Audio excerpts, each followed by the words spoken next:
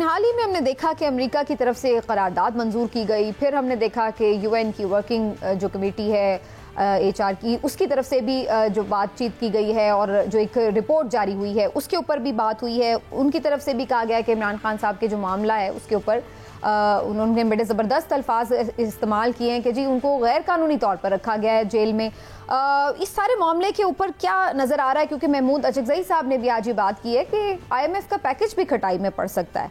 तो क्या रज़ा रूमी साहब आप समझते हैं कि ये इंटरनेशनल प्रेशर इस हद तक बिल्डअप हो रहा है कि पाकिस्तान के लिए आगे से मईशत के हवाले से मजीद सख्त फैसले हो सकते हैं, आईएमएफ पैकेज खटाई में पड़ सकता है, खुदा न खास्ता कोई और मामला दबाव के बनाए जा सकते हैं? आप ऐसा महसूस कर रहे हैं या बस ठीक है वो एक आवाज़ उठाएंगे जैसे नॉर्मली उठाई जाती है और दैट्स इट? जी देखिए, बात ये है सबीना जी के जो आईएमएफ का प्रोग्राम है ना, वो उसमें तो एक आईएमएफ का बोर्ड अपना है सो है, लेकिन उसमें अमेरिकी जो हुकूमत होती है, गोया के स्टेट डिपार्टमेंट या ये वाइट हाउस, उनका अमल दखल होता है, कांग्रेस का अमल दखल नहीं होता। कांग्रेस अमेरिका में एक बिल्कुल वहाँ पे सेपरेशन ऑफ पावर्स हैं। तो असल जो पाकिस्तान पे इंटरनेशनल प्रेशर तो वो आएगा ना, वो 3-4 हुकूमतें होती हैं। नंबर 1 होती है जिसे यूएस की प्रेसिडेंट और उनकी काबीना, और नंबर 2 होती है जो यूके की गवर्नमेंट, और ये वेस्ट में ये 2 अहम हुकूमतें हैं। फिर मिडिल ईस्ट है जहाँ पे सऊदी और हमारे पार्टनर्स हैं, और फिर चीन है। ये वो लोग हैं जो कि पाकिस्तान की हुकूमत और आर्मी के ऊपर असरअंदाज हो सकते हैं। इन सब में से किसी ने ये बात नहीं कही। ये जो बातें हो रही हैं ये दीगर प्लेटफॉर्म से हो रही, जैसे यूएन का वर्किंग ग्रुप है, वो उसके पास कोई पावर नहीं है कि उसको इम्प्लीमेंट करवा सके। वो भी सिक्योरिटी काउंसिल पे जाएगा और वो यूएन की अगर वो पहुंचा तो। और जहां तक कांग्रेस की करारदाद का ताल्लुक है, वो वाकई में बड़ी अच्छी कामयाबी है पीटीआई की, और उसकी उनके लोगों की, उनके वर्कर्स की तारीफ करनी चाहिए कि उन्होंने इतनी मोबिलाइजेशन की है। लेकिन आप ये देखिए, वो बाइंडिंग नहीं है, ना तो वो कानून है और ना ही वो उसमें कोई ऐसी चीज नत्थी की गई है कि पाकिस्तान को ये कर देंगे अगर ये ना हुआ।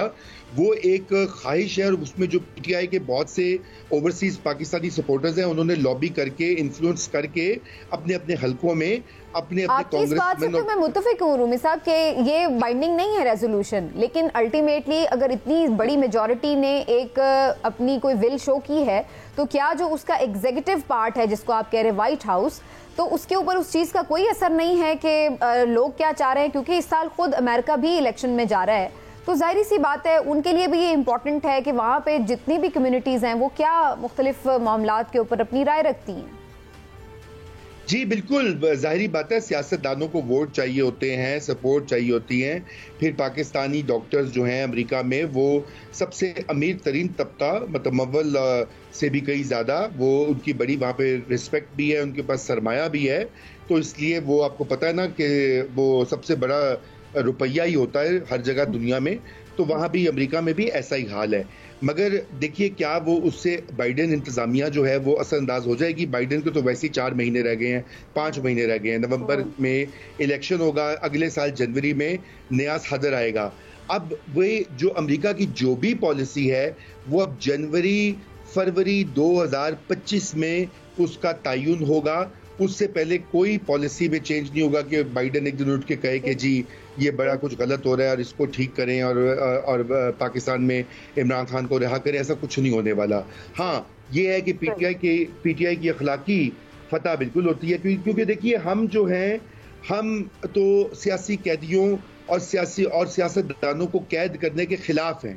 चाहे वो सियासतदान इमरान खान हो, चाहे वो नवाज शरीफ हो, चाहे वो जरदारी साहब हो, चाहे वो मंजूर पश्तीन हो, कोई हो। हम कहते हैं कि सियासी लोगों को सियासत के थ्रू डील करें, जेलों, पर्चों, थानों के जरिए नहीं।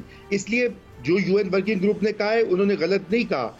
इमरान खान साहब को जेल में अगर उनको बेल जमानतें मिली हैं, केसेस में एक में भी उनकी नहीं मिली, वो जो इद्दत वाला भी वो है, लेकिन वो भी अभी पेश हो जाएगा हाई कोर्ट में। तो कोई आर्दी, कोई कयामत नहीं आएगी अगर इमरान खान साहब जेल से बाहर आ जाएंगे। कोई आसमान नहीं टूटेगा। ये खौफ बनाया हुआ है इन्होंने, सियासी कुव्वतों ने और गैर सियासी कुव्वतों ने, और उसको दूर करने की जरूरत है।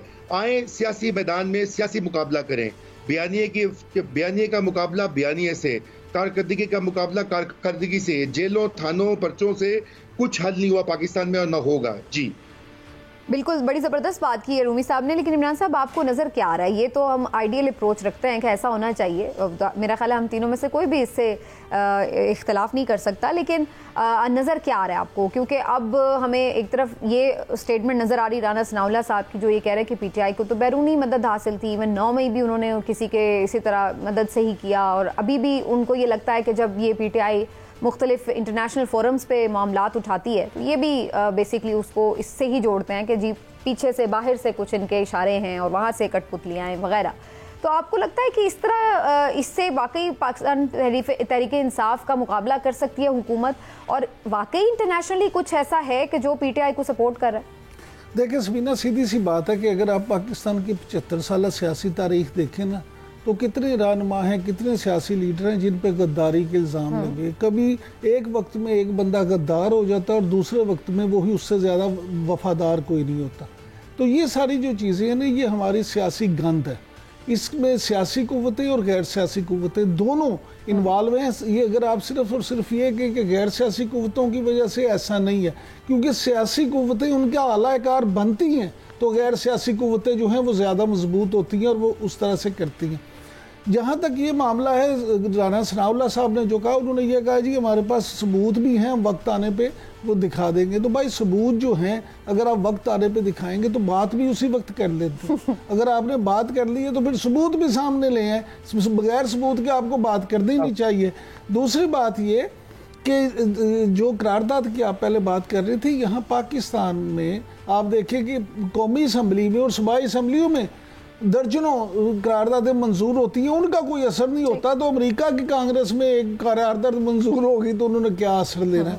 दूसरा जो मामला आपने जिक्र किया ना UN की वर्किंग कमेटी का, तो देखिए सबीना, जो वेस्ट है ना उसने अपने मामलात को देखना होता है। जिस तरह रज़ा रूमी साहब फरमा रहे थे ना कि अमेरिका और UK ये दो मेन ममालिक हैं, तो मुझे आप ये बताएं कि यहाँ सलामती कौंसिल ने कितनी दफ़ा फ़लस्तीन के हवाले से करारदादें मंजूर की हैं, कितनी दफ़ा कश्मीर के हवाले से करारदादें मंजूर की हैं, उन करारदादों का आज तक कोई नतीजा नहीं निकला।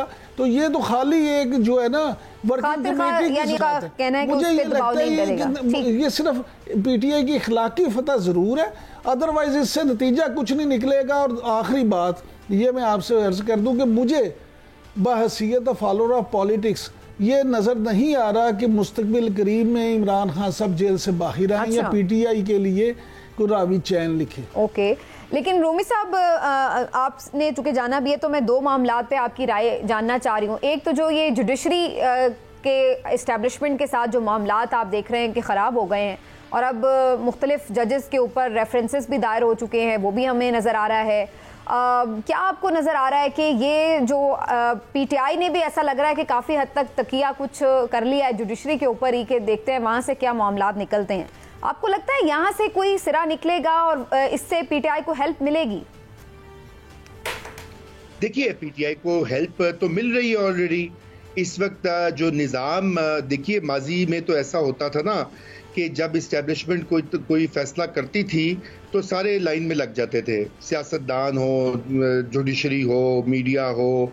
अभी तो ऐसा नहीं है और अभी तो हालात जो हैं वो बिल्कुल यकसर मुख्तलिफ हैं। अगर आप नोट कर लीजिए, आप मीडिया में देख लीजिए, लेकिन मीडिया में आवाज़ें उठती हैं PTI के हक में भी, और PTI के साथ जो असली और अफसानवी दोनों ज़्यादतियाँ जो हैं उनका जिक्र बिल्कुल होता है। इसी तरह जज साहिबान जो हैं, आप देखें कि वहाँ भी तकसीम बड़ी क्लियर है। सुप्रीम कोर्ट ऑफ पाकिस्तान को देख लीजिए, इस्लामाबाद हाई कोर्ट को देख लीजिए।